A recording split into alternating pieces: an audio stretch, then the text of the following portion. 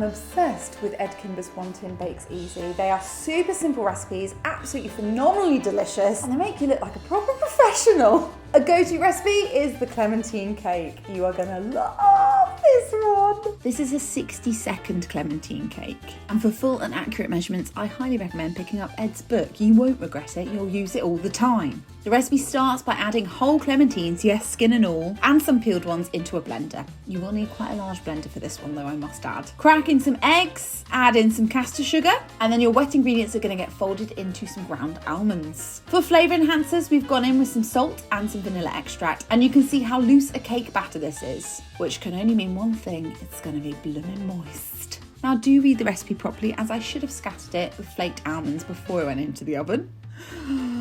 Never mind, it hasn't taken away from the fact that this is one of the softest, most moorish cakes I've ever tucked into.